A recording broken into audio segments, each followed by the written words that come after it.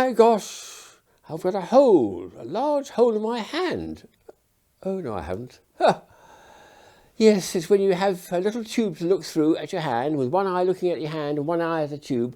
It looks exactly as if you've got a hole going through your hand, through the middle of the palm. It's quite frightening, actually, but it's a bit of fun. However, there's better things you can do with this. Thinking about the moon, have you ever seen the moon illusion?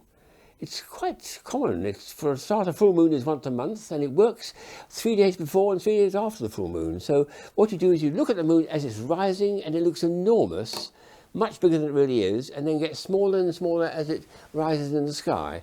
However, if you stand there just for a few seconds, look at the moon, appreciate it's large, hold the tube up to your eye. You don't need to use a plastic tube instead. You can just have a piece of paper now rolled up like this, like that. That's perfectly good.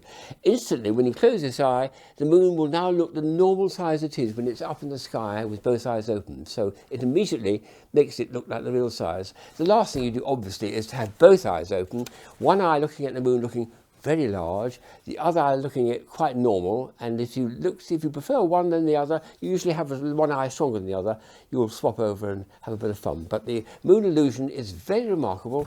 It's hard to explain why the moon should look so large when it's not actually. It's actually, as your tube shows you, it's actually making the same size on the back of the retina in both the cases, but it looks huge. Then when you're finished with that, have a go at making a hole in your hand. So I'm looking at moon toys, things to do with the moon. I'm a bit of a lunar philiac, or a lot of lunar philia. And here's some of them. The first two are actually puzzles, which are given out, well, I don't know, at a puzzle party or a gathering for a gardener, made by very, very clever inventors. This one, for instance, is a folding puzzle, but of origami, which starts like this, and it says, "Get off the moon." What you're asked to do is fold that bit of paper in such a way, it's very difficult to do, you don't know whether it's mountains or valleys, so that those astronauts all disappear and the thing takes on the appearance of a round moon. And you've got here, for instance, the back of the moon, where you've got 3 more astronauts. Both sides, you've got to show the moon looking quite normal as a circular disc and with no astronauts on it. And it's jolly hard to do. Many, many hours later, I discovered when it's folded up like this, look at the different sizes, and this is what it looks like. As I pull it out, you'll see how complicated it is. Somewhere underneath there, you'll see tiny little astronauts there, and on the same thing on the back. When it's been unfolded, it forms, and when it's folded up, it forms a moon again, and it's now already getting a little bit out of, oh no, they are almost in sync. So when it's finished, it looks like that. When it starts, it looks like that, but golly, it's difficult to do. It really is very, very tough indeed, but such a lot of fun too. Get off the moon. Well, they've done it. Here's another dynamic toy, which came out at the same time, but in shops. And it's made by Odds On, and then I think Hasbro actually produced this. It's a superb toy, this, because it's unlike anything I've ever come across. This doesn't actually show the moon in the sky, it's showing the Earth. You're standing on the moon, that's the point. You're the astronaut standing on the moon, photographing Earthrise, not moonrise. The pieces themselves are extraordinary.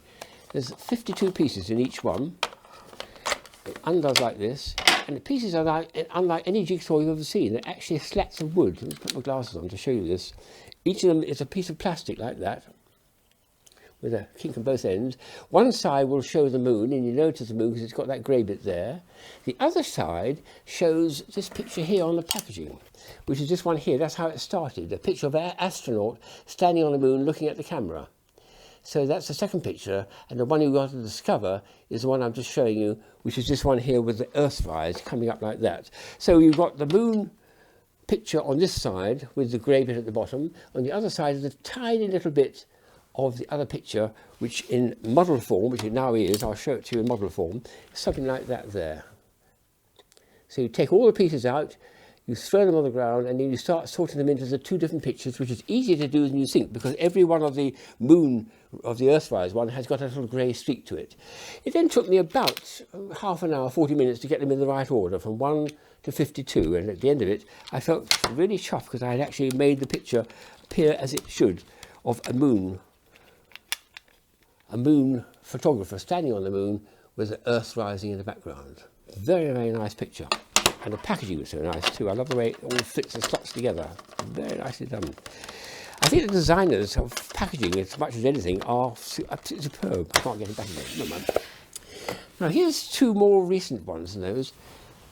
One is a funny one. It was called Earth's Moon. It's called Moon Rock. No, actually, this is a very old one because this came out just 13 years after the moon landing with Neil Armstrong. In it was, I'm afraid, just a bit of candy rock, which is now, about 30 years old. I don't fancy eating it, do you? What I can't make out is what it says here. It definitely says the word moon there, M-O-O-N, but what this bit here is underneath, I can't think. And I don't fancy licking this because it's a 30-year-old piece of candy rock. But they call it Moon Rock, so a bit of fun to go along with Mars bars and the rest of it. Yeah. Also, about that time came out this moon ball. Here we are. It's what does it say? Weberbar moon ball. What do you make of that one? It's quite fun because it bangs. It slightly goes in different directions because it's not perfectly circular, but it's not bad. It does float. It does bang. It does roughly go up and down. Every now and then, when you get one of the black bits, which are the craters, hitting there, it makes a bit of a thwack noise, which sometimes it works, sometimes it doesn't. But that's a bit of fun for kids to play, and it feels nice in the hand. It's got all those craters all over it, so a bit of fun for the kids. There's a lot of greeting cards out there which have got moons, millions of them, I think, and I'm just going to show 3 of them which I particularly like. And these are very early ones too, incidentally. This one was Hunky Dory, which is a company in Britain about 1980s, making a picture of the owl and the pussycat. There's a moon in the sky, a crescent moon. This is the beginning of the story by Edward Lear about the pussycat. And inside was a charming little pop-up thing of them starting off their little journey for a year and a day to the land where the bong tree goes, and there they are rowing away. Isn't that charming? They took some honey and plenty of money wrapped up on a £5 note, says the poem. I could almost recite some of it. Very, very charming, and it shows the moon up in the sky. The second one is a sweet little pop-up one, which I think is for a small child on Christmas Eve, put his stocking up, and hopefully Santa's going to come by and give him or fill his stocking. On the back it says, "May you get all the things you deserve this Christmas." Very nice, but hang on, there's a lever here. What does that do when you do the lever? Oh, well, you've got to turn it round and see. Because when you turn it round, up pops Santa Claus, ready to deliver his bag of presents and put it in the child's stocking. Isn't that nice?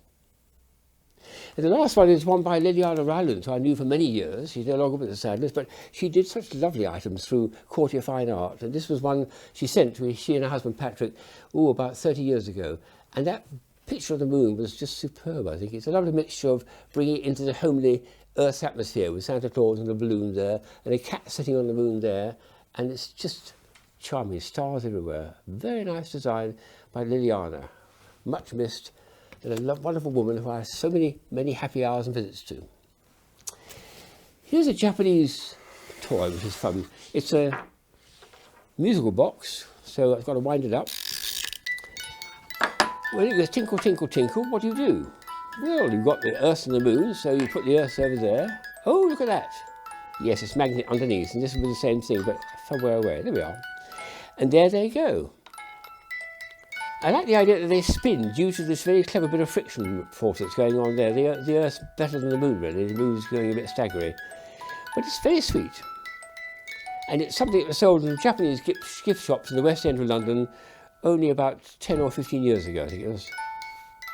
Slowing down. It's nice that they've made them, again, roughly in the right proportions, the size of the moon to the size of the Earth, which is helpful. The last item is something that's very special. I'm always asked what's my favourite toy, and it's usually the latest. Well, this is the latest because I've only just got it about, a few days ago, I think, actually. This is a wonderful thing. It's a moon, a big moon here, which is going to light up. And it's got a base with a place that you press there to alter the light.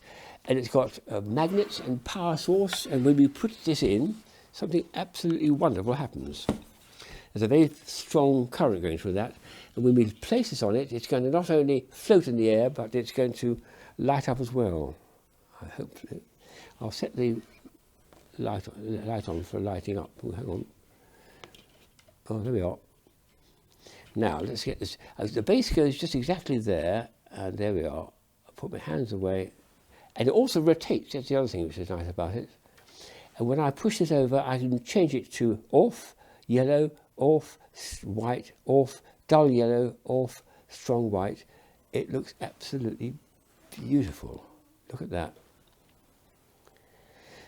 I've just got it, and this is by far the favourite toy because it is the latest. It'll be something I'm going to thoroughly enjoy showing people over the next few weeks, because with the end of lockdown I can get around and visit puzzlists and show a moon toy. Very nicely done. I'm dying to get to the moon, incidentally, are you?